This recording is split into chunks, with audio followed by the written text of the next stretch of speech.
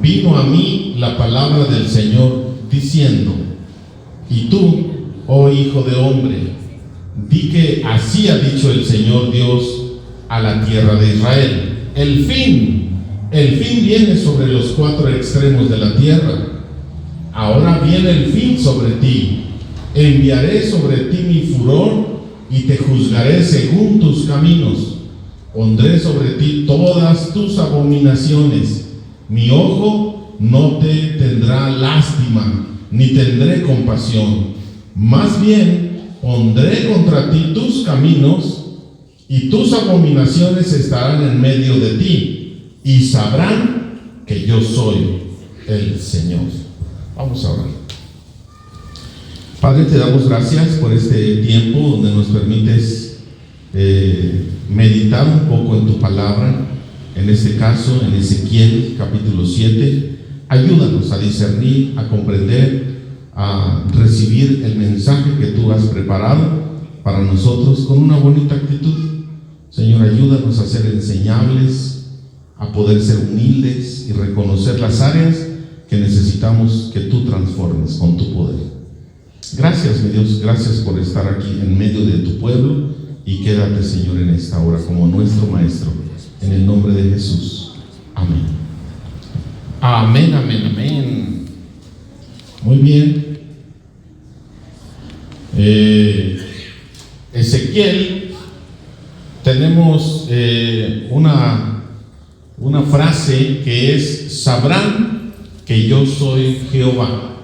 Carol, explícanos esta frase. ¿Qué hemos aprendido en el libro de Ezequiel sobre esta frase? Ya vimos 6 capítulos, seguimos con el tema de juicio de Dios, el juicio, y ya vimos algunos aspectos del juicio de Dios. Bueno, vimos la gloria de Dios, el llamamiento de Ezequiel, y luego viene un juicio sobre Jerusalén y los que quedan.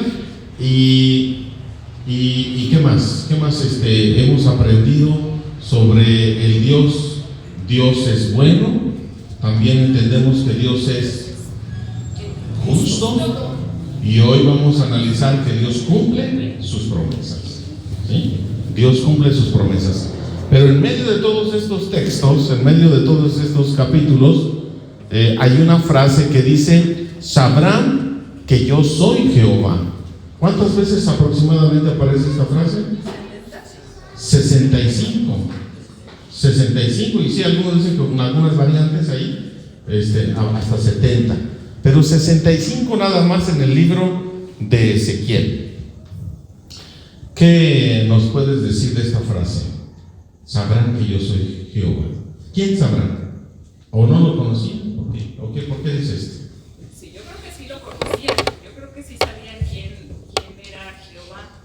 Pero lo conocían en modo amoroso, o en palabra, como Víctor, o en modo amor, ¿no?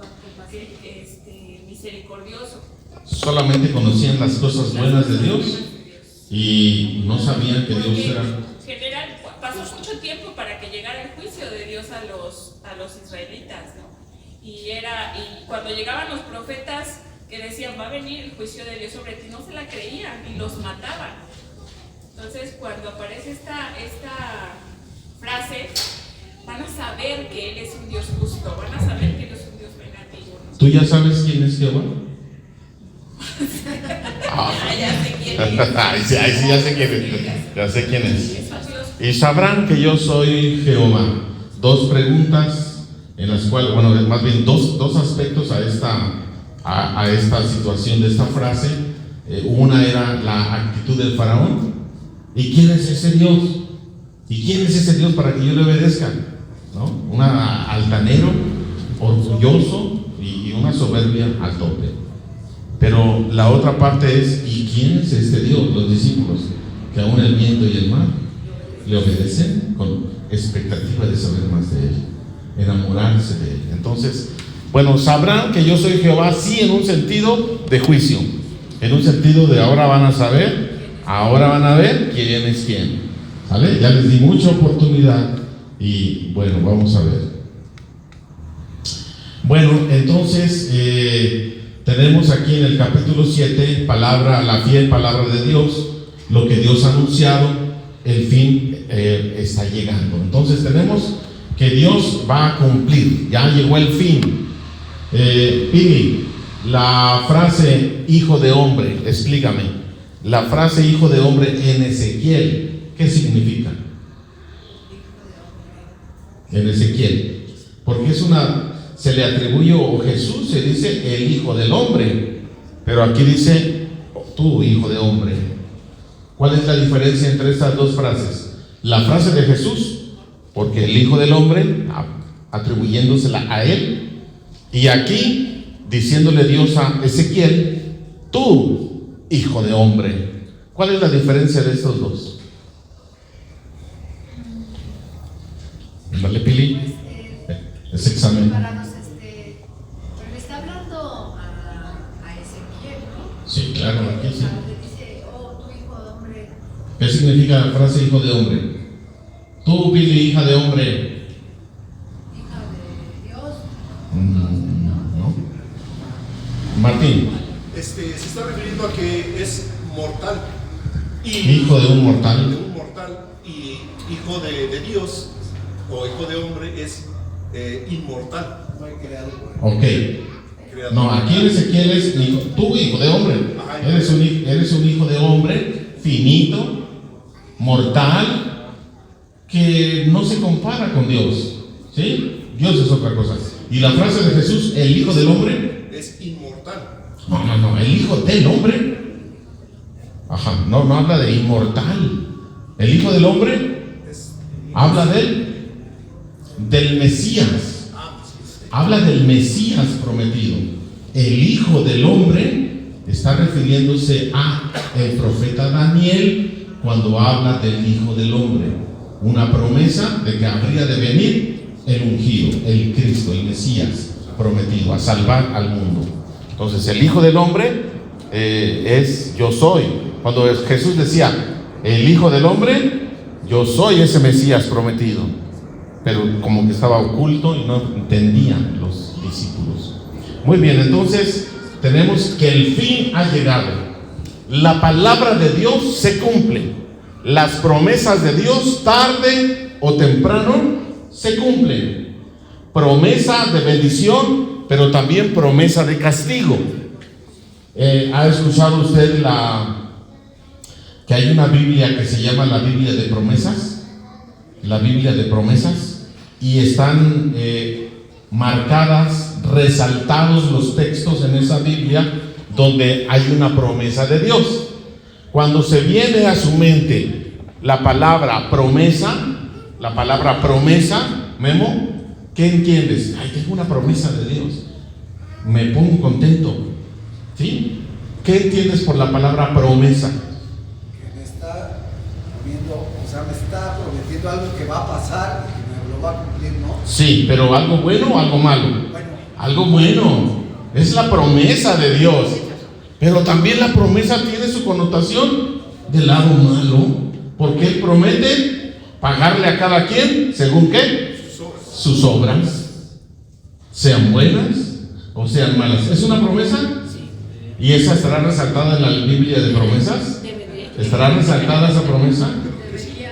No está resaltada, porque la gente piensa en lo bueno. Si hay una promesa si no crees en Cristo, ¿a dónde te vas? Al infierno. Y hay un lago de fuego. ¿Es una promesa de Dios? No está resaltada, porque se enfocan en lo bueno, porque creen que el Evangelio es algo solamente, el Evangelio completo solamente es la promesa de bendición, la promesa de salvación, la promesa de perdón, pero no hay la promesa de obediencia. Y si no se cumple, si no se obedece, hay un castigo. ¿Es una promesa? Promete castigar y no está resaltada. Está interesante esa Biblia, ¿no? Pero esa Biblia, ¿quién la...? Pues alguien se le ocurrió agarrar tu Biblia y resaltar las promesas. Y así se llama, y se vendió un montón, se vende un montón en las librerías. Dice el fin viene sobre los cuatro extremos de la tierra. la promesa, la palabra que Él ha anunciado está llegando a un punto límite. Ahora viene el fin sobre ti, enviaré sobre ti mi furor, te juzgaré según tus caminos. ¿Cómo nos va a juzgar? Según las obras. ¿La salvación es por obras? ¿Y por qué nos van a juzgar según las obras? Por lo bien o mal que te hayas portado. Por lo bien o mal que te hayas portado. ¿Por qué? ¿Es correcto decir que por las obras seremos juzgados? Es correcto, ¿verdad? ¿Por qué? Por la desobediencia del hombre. Por la desobediencia del hombre. La palabra dice que, Pero si ya somos salvos, que nosotros vamos a ser capacitados para hacer buenas obras. ok. Entonces la salvación, ¿qué implica? Hacer buenas obras. Hacer buenas obras. Dice, somos capacitados para hacer buenas obras, no para Creados para buenas obras. La salvación, en Efesios dice ahí que somos salvos por gracia y creados para buenas obras. Está relacionado. Santiago habla de lo mismo. Dime dónde está tu fe. A través de tus obras. ¿Sí? Entonces las obras tienen mucho que ver, porque es el resultado, el fruto. Por sus frutos. Cuando dice fruto, ¿qué es? Obras. Por sus obras conoceré quién es quién. Entonces las obras están muy relacionadas con el fruto de la salvación. Pondré sobre ti todas tus abominaciones. Mi ojo no tendrá lástima, ni tendré compasión. ¿Quién está hablando ahí? ¿Dios es un Dios que no tiene compasión? ¿Tiene compasión Dios o no? ¿Por qué dice que no habrá compasión? Porque después de dar tantas oportunidades, pues ahí está. Porque el hilito en la línea del tiempo llegó al fin. ¿Sale? Ha llegado al fin. ¿Habrá oportunidad después de que estemos en el juicio delante de Dios? ¿De salvación? Cuando estés muerto, ¿habrá oportunidad después de muerto? Ya no habrá oportunidad. Se acabó la línea del tiempo. Por eso, ahí ya no habrá compasión. Ahora, está interesante. ¿Por qué? ¿Qué tenemos entonces? ¿Por qué el juicio según sus obras? Aquí puse una figura católica. Una figura católica, pero que habla del pecado, ¿no? Hay el pecado y sus variantes. Ahora, ¿por qué? Si las personas saben que habrá un juicio, si el pueblo de Dios sabe que Dios, no sabía que Dios era justo, o no sabía que el tiempo se les iba a acabar, si los cristianos de ahora sabemos que va a llegar un tiempo donde estaremos delante de Dios, que se acabará este tiempo, y que si persistimos en una práctica de pecado, no habrá oportunidad. La pregunta es, si sabemos que no habrá compasión, y si sabemos que vamos a ser juzgados por nuestras obras, ¿por qué persistimos en ciertos pecados? Prácticas de pecado. Bueno, aquí hay algunos, ¿no? ¿Alguien de aquí es soberbio? Ya apuntan a otros. Lo primero que no tienen que hacer, ¿no? Usted diga yo. ¿Alguien de aquí practica la soberbia? ¿De vez en cuando? Bueno, ¿qué pecado le queda ahí? La ira. ¿Alguien se llena de ira, impaciencia, grita, dice groserías, dice maldiciones y después llora y se arrepiente? ¿Quién? Nadie. Híjoles. La pereza,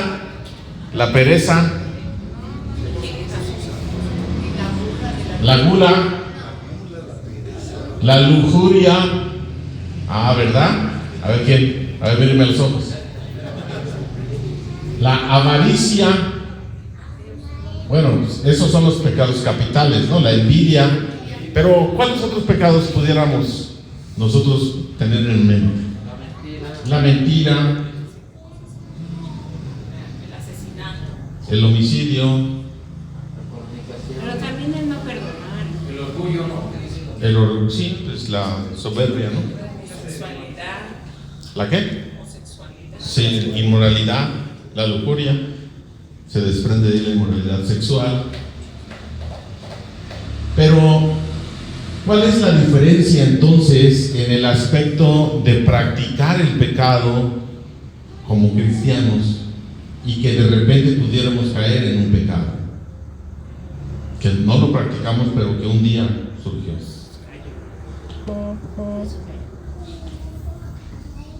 Es que ¿Cuál?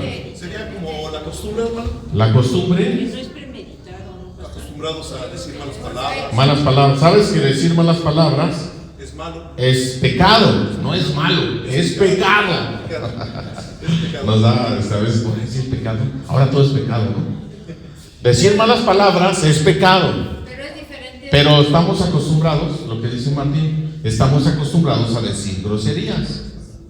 Y ya eres cristiano y te congregas en una iglesia y tal vez estás sirviendo en un ministerio, pero dices groserías. Y de repente como Ok. se me chispoteó. Pero tú ya sabes, no, ¿cómo se me chispoteó? Estamos hablando de práctica, premeditación, alevosía y ventaja. Sí, ya yo, si me dice algo, le voy a decir sus cosas. Premeditación, alevosía y ventaja. Ya lo pensé, ¿qué le voy a decir? Nada de que, me obligaron y no, de repente, no sé por qué lo dije, ¿no? No sé por qué lo dije, si se me chispoteó. No, eso ya lo trae en su corazón. Y si alguien le hace algo, ya lo sacó porque lo trae en su corazón. Y es una práctica. El que practica el pecado no heredará el reino de Dios, porque es una práctica de su corazón. Sabe que está mal, pero aún así dice: voy a mentir, voy a decir groserías. Jóvenes cristianos que están en una relación de fornicación y dicen: esto está mal, pero vamos a seguir haciéndolo. No, eso es pecado, práctica de pecado. Muchos cristianos practicamos el pecado sabiendo que no está bien, y Dios nos advierte con amor, nos habla a través de los padres, a través de un sermón, a través de la palabra de Dios, a través de las circunstancias, y nos dice: eso no está bien. Cambia tu actitud, cambia tu corazón, déjame ayudarte a cambiar, déjame ayudarte a dejar esa práctica mala que me ofende, déjame ayudarte porque sé que tú no puedes, a quitar ese vicio en tu corazón. Todo ese tipo de situaciones, el Señor dice: déjame ayudarte. ¿Y qué hizo el pueblo de Israel? No quiso. Ahora, ¿qué hacemos nosotros? Porque la situación es que no habrá compasión. Juicio según las obras, y las obras de pecado. Viene un juicio, ya llegó sobre Israel. Conocemos la historia, hace miles de años. Ahora, pues no nos preocupa tanto lo que va a pasar allá, nos preocupa lo que va a pasar aquí y en nuestra vida. ¿Cómo estamos nosotros? ¿Somos un pueblo que conoce a Dios?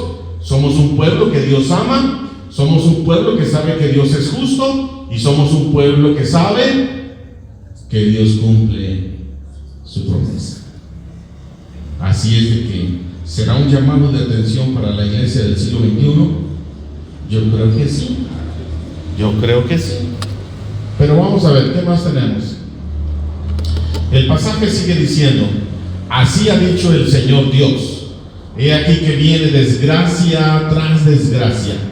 El fin viene, viene el fin, será suscitado contra ti. He aquí que viene, te ha llegado el turno, oh habitante del país. El tiempo viene, el día está cerca, día de pánico y no de grito de alegría sobre los montes. Ahora pronto derramaré mi ira sobre ti y agotaré mi furor en ti. Te juzgaré según tus caminos y pondré sobre ti todas tus abominaciones. Mi ojo no tendrá lástima, ni tendré compasión. Más bien pondré contra ti tus caminos, y tus abominaciones estarán en medio de ti, y sabrán que yo el Señor, que... A ver, ¿Dios castiga o no?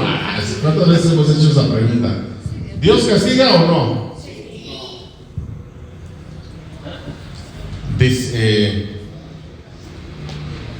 ¿Dios castiga o Dios disciplina? Si no disciplina, dice que al que él ama disciplina. Es disciplina, pero también castiga. Dios castiga y disciplina. Pero en la ¿A disciplina qué es el no? castigo. En la disciplina viene Ahí en la disciplina viene el dolor, tiene que haber dolor, y es como un castigo. castigo. ¿Cuál es el propósito de la disciplina y el castigo? Vamos a decir que van de la mano. Disciplina y castigo. Dios es un Dios que castiga, ¿no? Al que ama castiga, dice Hebreos.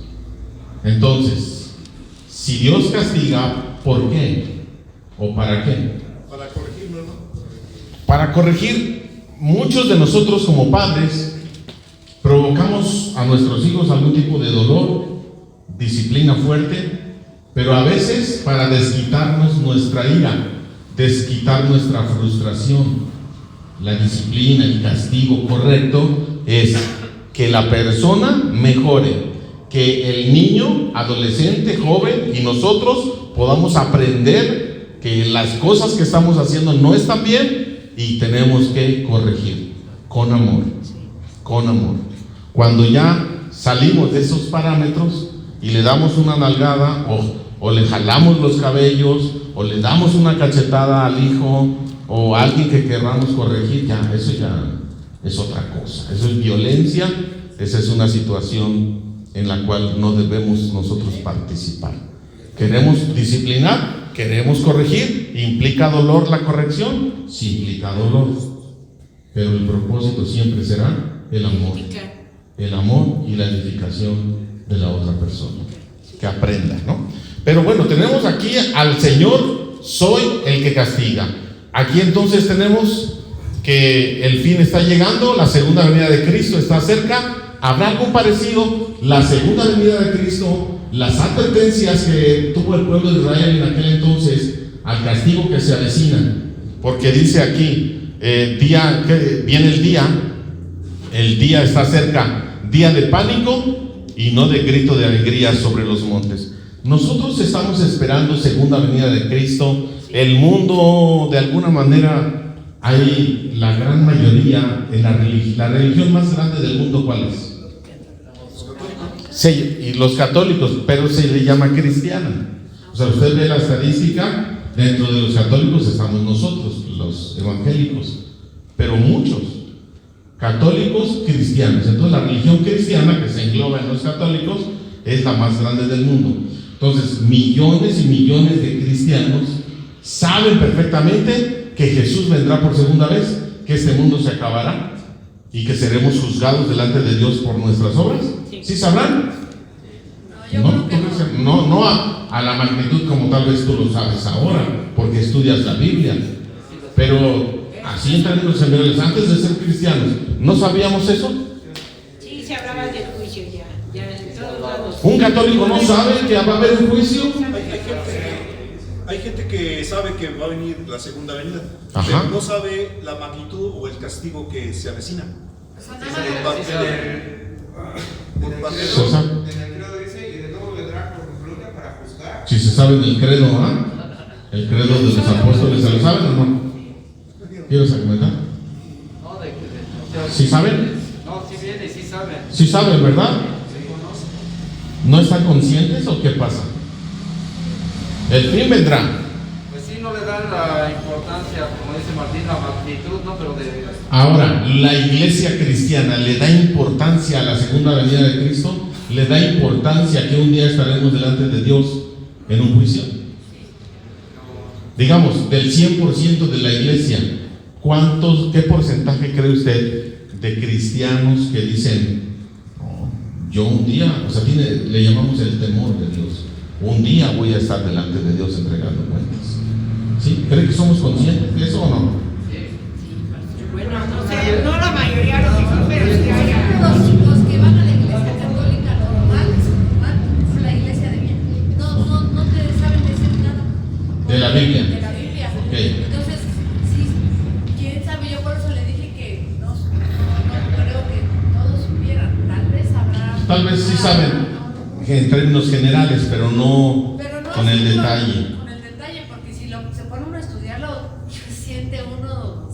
Sí. de los pasajes o cuando Sí. hablamos de Apocalipsis, todo lo que viene y todo lo que hemos estudiado aquí, ya uno toma más conciencia y sabemos que Y pudiéramos decir que lo que le pasó a Israel hace miles de años, con este carro, se los llevaron cautivos, desbarataron su ciudad, la quemaron, el templo, y se los llevaron esclavos. Es parecido a lo que ahora nosotros vivimos, y de alguna manera, porque sabemos que el Señor va a venir pronto y no arreglamos nuestras vidas, o sí es diferente. Es diferente. Estamos hablando de la iglesia evangélica cristiana, o de, ¿usted conoce a más cristianos o no conoce? ¿Creen que estamos conscientes de esa segunda venida? ¿Va a venir? ¿Cómo va a venir Jesús? ¿A morir otra vez? ¿Va a venir en la facultad esta de amor? ¿En la faceta de amor todavía? ¿O de juez? De juicio, de castigo, ¿no? Al mismo tiempo de llevarse a los suyos, de castigo a los que no son suyos. Acuérdense, el juicio de Dios tiene esas dos facetas. Y el juicio, pues hay unos que son de Él y hay otros que no son de Él. Entonces tiene esas dos partes. Cuando hablemos de juicio, siempre habrá una parte de bendición y una parte de castigo y dolor. Entonces, bueno, entonces tenemos la segunda venida. Uy, ¿qué onda con eso? ¿Cuál? No, yo quisiera comentar algo acerca de la pregunta si la iglesia está consciente. Yo creo que a veces, tanto a mí como se puede ver, no sabemos qué porcentaje, pero muchos sí viven de acuerdo también a la enseñanza o como perciben a Dios en su doctrina, porque muchos dicen, bueno, pues yo ya tengo la salvación, ¿no? Ya Cristo está conmigo, Sí. y practican el pecado. Se practica el pecado. O rechazan a Dios. Ok, sí, cierto.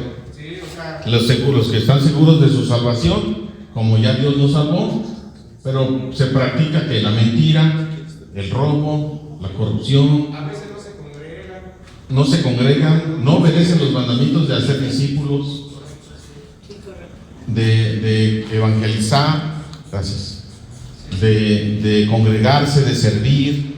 ¿Qué más? Ese es un buen punto, pastor. Usted dice, la pregunta era, ¿cuántos de los cristianos sabrán de lo que viene en el juicio, no? Y lo que nosotros hemos visto es que el Señor tiene mandamientos, y uno de esos mandamientos es evangelizar, Claro. es salir y compartir, Sí, hacer y es discípulos. estar, y es llevar Dar fruto. llevar a más Sí. a sus pies y guiar. Ahí es donde muchos cristianos no van Y a ahí dar es en donde no hay el ancho. muchos cristianos. Algunos sí damos el ancho, pero otros no. Entonces sí es cierto. Muchos cristianos pasivos, sin servir, sin involucrarse, sin comprometerse. Bueno, voy cuando puedo, me congrego, llego tarde, la alabanza no me gusta, llego al sermón, a veces si tengo ganas, si no está nublado, si no estoy enfermo, si no tengo a alguien que vaya a visitar, cualquier pretexto es bueno para no ir, no hay compromiso. Si no voy, no pasa nada. ¿Sí? Pero eso dice, o sea, así de presencia y todo, pero ¿cómo están en sus devocionales? Sí, ¿Cómo sí. están en la oración? No, pero a ese tipo de cristianos, cuando lleguen a la presencia de Dios, ¿qué pasará? ¿Y por qué no fuiste? ¿Y por qué no Ahí sí estás? sabrán, ¿no? Ahí sí sabrán. Por eso en Filipenses, el versículo que nos aprendimos, el capítulo, dice, y toda lengua confesará que Jesús es el Señor. Pero toda lengua, ¿de dónde? De los que están arriba en el cielo, de los que están en la tierra y debajo de la tierra. Todo mundo sabrá quién es Dios. Por Y eso el otra vez Señor se repite, ¿no? sabrán. quién Ahora es. sí sabrán. Será demasiado tarde para muchos Sí. pseudo cristianos. Sí. Será demasiado tarde cuando estén ahí. Y Dios les va a decir, ¿por qué no te comprometiste? ¿Por qué no me tomaste en serio? ¿Qué creen que digan? ¿Cuál pretexto le van a dar? ¿Qué si pretexto? conoce todo? Sí, Es la consecuencia de un cristianismo light, ligero, ¿no? Sí. Sin santidad, sin temor. Entonces está complicado. complicado porque a lo que vamos es, seguimos en el tema del juicio y seguimos en el tema de cómo aterrizamos eso a nuestra vida. Lo leemos muy fácil, nos reímos de este pueblo que desobedeció. Bueno, tenemos la profecía aplicada en su contexto. Acuérdense, esto es el inicio de lo que vamos a estar hablando mucho, porque Ezequiel va a hablar de una guerra del fin del mundo, Ezequiel va a hablar del valle de los huesos secos, Ezequiel va a hablar acerca de Satanás, lo vamos a analizar, pero que comencemos a pensar la situación de que lo que está escribiendo Ezequiel se aplica a su pueblo lo entiende, pero también la profecía se aplica al futuro. Hay cosas y áreas que se aplican a esa época, pero que también apuntan a nuestra época o al futuro de nuestra época. Entonces, profecía aplicada en su contexto, obviamente, ¿de qué está hablando Ezequiel? De ese fin. Está hablando de lo que sucederá en Jerusalén. Está hablando de la destrucción del templo, de la ciudad, la muerte, el desplazamiento que habrá, el hambre y demás cosas, la esclavitud que vendrá. ¿Y cuál sería la profecía aplicada a nosotros? La segunda venida. Segunda venida de Cristo. ¿Cómo viene Cristo? Viene en juicio. ¿Con quién viene? ¿Con la iglesia? ¿Viene con la iglesia o no? Pues es que A los que están en escatología, ¿con quién viene? Porque ya vamos a estar con él. ¿Con la iglesia? Viene por la iglesia. Cuando nos viene por nosotros es cuando vamos a hacer el Por eso, pero cuando la segunda venida, ¿viene con sus ángeles o viene con la iglesia? Con sus ángeles, su ejército, en caballos, ¿no? Entonces, y vendrá, obviamente no muy amigable en el sentido de emitir un juicio, rescata a los suyos y emite juicios. ¿Va? Y esos juicios, pastor, cuando Entonces, los vemos están tremendos. cuando dice Ezequiel, el fin ha llegado, será un día de pánico, será un día no de alegría, será un día no de alegría, será un día, el día viene, y todavía no sucedía, Entonces, tenemos ahí algunos. Y por último vamos a leer este pasaje, los últimos versículos de este capítulo. Por eso traeré a los más perversos de las naciones, los cuales tomarán posesión de sus casas.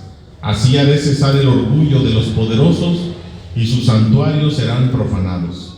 Viene la angustia, buscarán la paz, pero no la habrá. Vendrá desastre sobre desastre y habrá rumor tras rumor. Buscarán una visión de parte del profeta.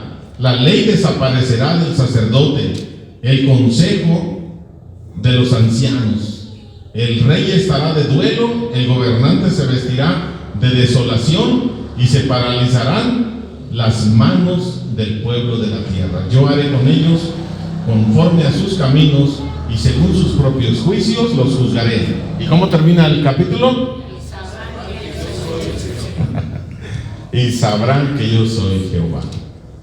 Entonces, para el castigo de Dios no hay diferencia entre poderoso, pobre, blanco, negro, mujer, hombre. No hay diferencia. El juicio y el castigo de Dios viene sobre todos. Tenemos aquí entonces, dice el Señor, traeré a personas, a los más perversos, como instrumentos de juicio. Y así entonces le va a pegar al orgullo de los poderosos y demás, y los santuarios y demás cosas. Y aquí viene una parte del profeta y del sacerdote. Gloria, ¿cuál es la diferencia entre profeta y sacerdote? ¿Cuál es su función? ¿Hay una diferencia o hacían lo mismo?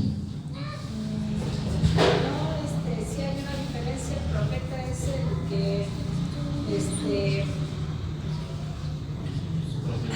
El que profetiza y el sacerdote es el que sacerdotiza.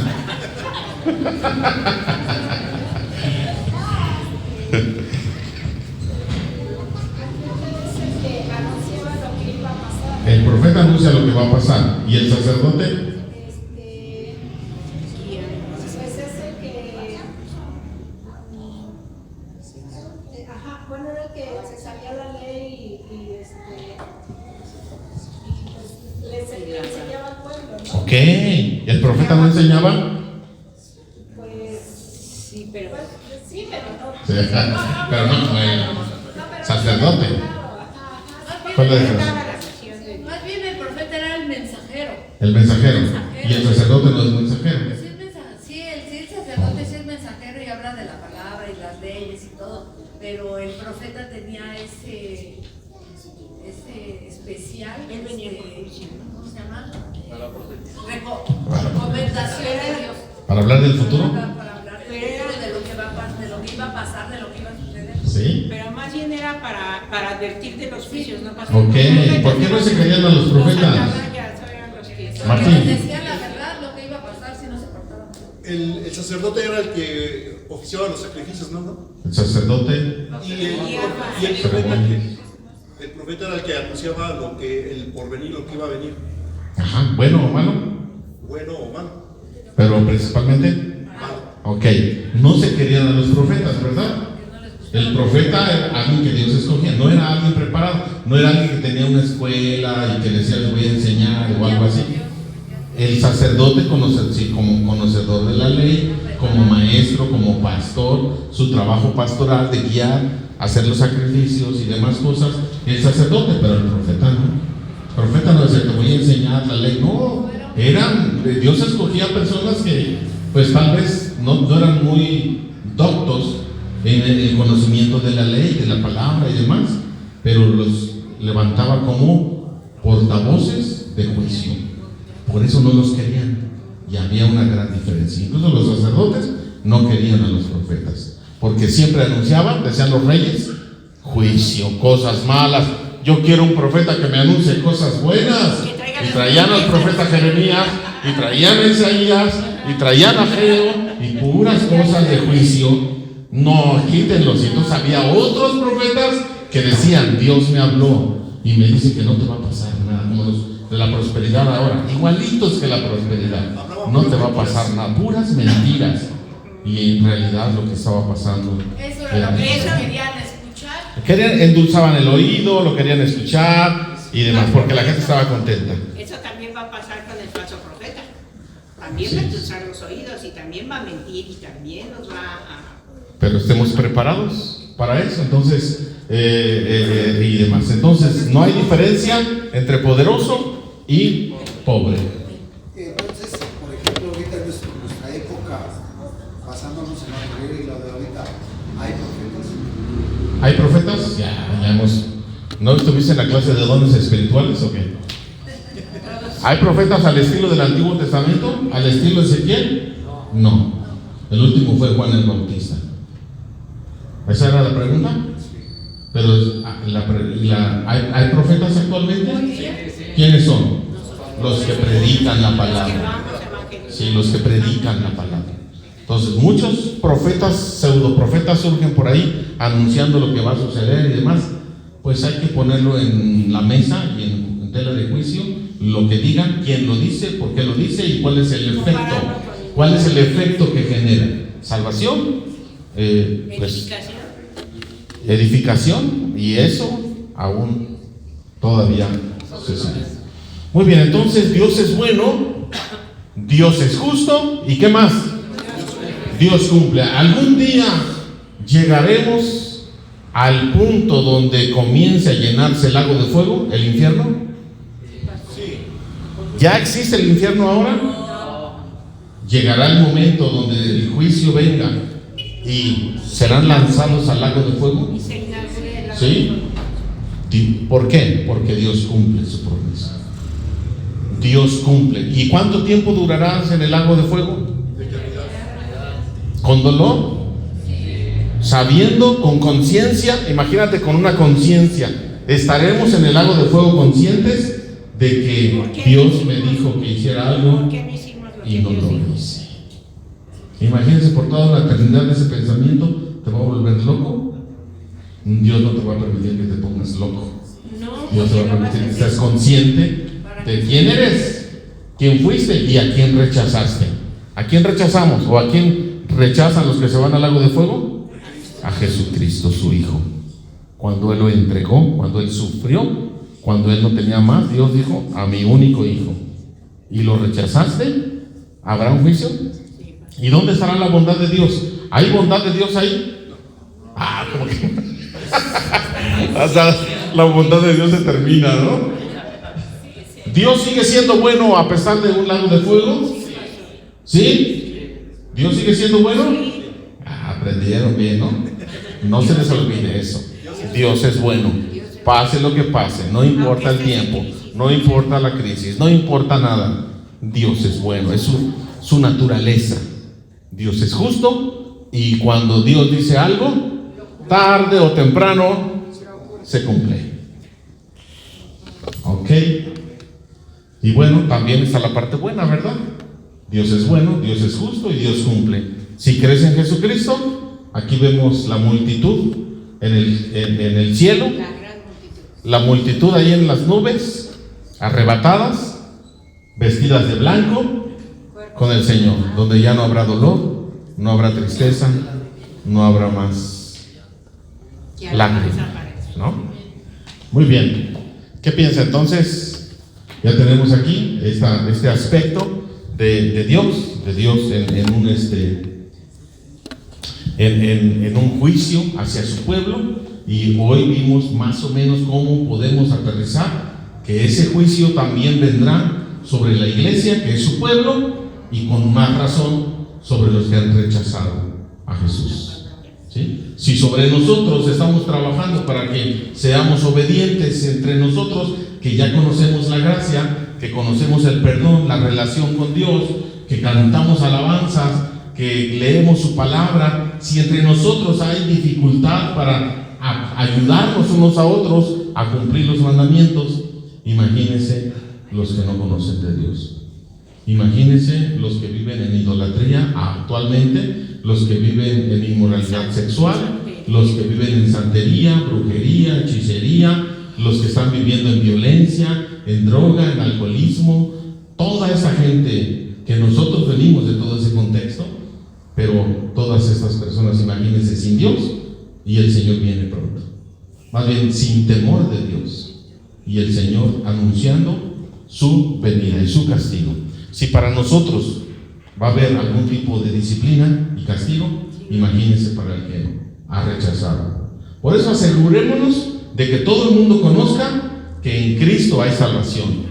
Que decidan o no decidan seguir a Cristo es su problema, pero que no quede en nosotros el que ellos no supieron.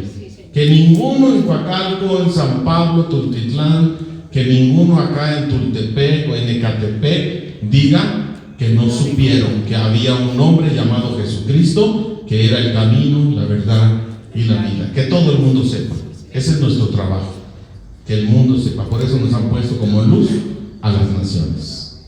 ¿Comentarios finales de este capítulo?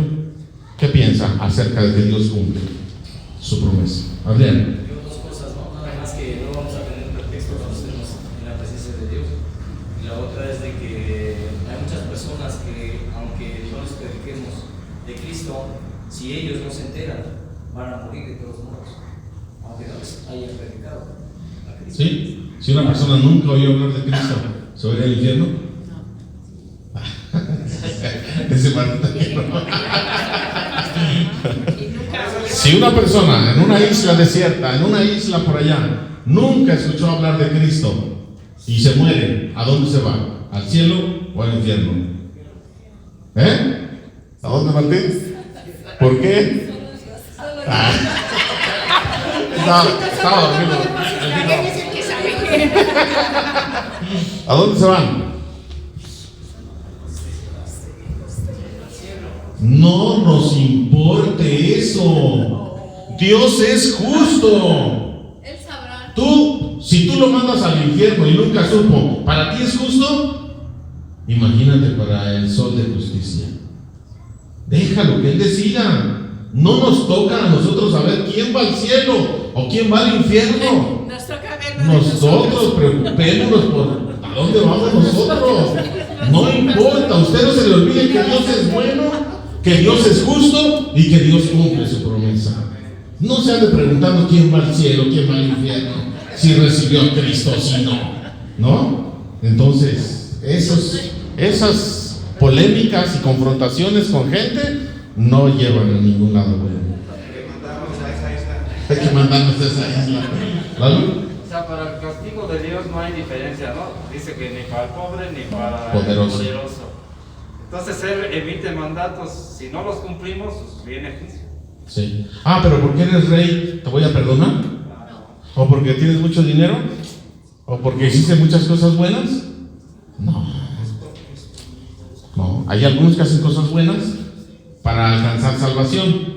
Y son gente buena, por sus frutos los conocerán, ¿no? Hay gente buena que no conoce a Cristo, que rechazó a Cristo, pero que ayuda. ¿Cómo está eso? Hay una corriente que no nada más es obras, sino también conocimiento.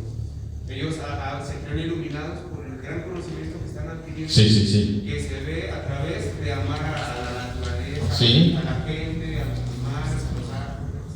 Y aquí ayudan, ¿no? y lo que estamos viendo aquí es la relación con Cristo, conocimiento de Cristo, que da el fruto de obras. ¿Sale? Fruto de obras. Entonces, hay muchos que creen que haciendo buenas obras se van a salvar. Pero, claro. Pues, o sea, sin conocer a Cristo. No conociendo a Cristo. No, pues sí, claro, conociendo a Cristo, claro que se van al cielo.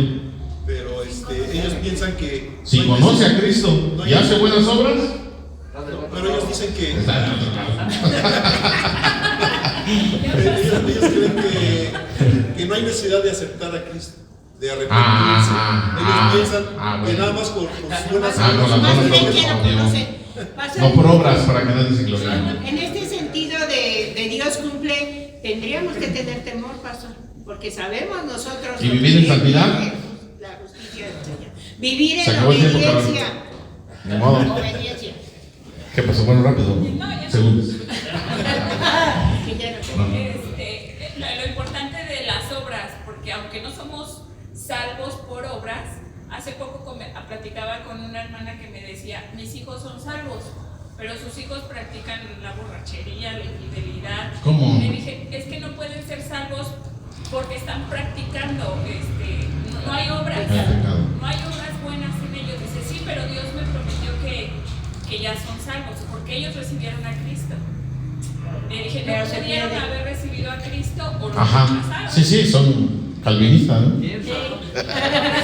El salvo siempre es salvo, no importa lo que hagas. No, claro que no. Vamos a orar.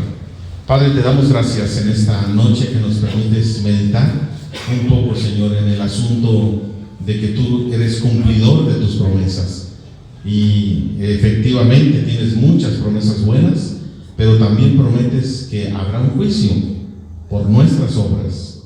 Enséñanos a vivir en rectitud, en santidad, de tal manera, Señor, que lleguemos a tu presencia y tú nos recibas y nos digas, bien, buen siervo y fiel.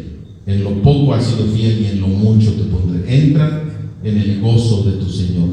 Esas son las palabras, Señor, que queremos escuchar.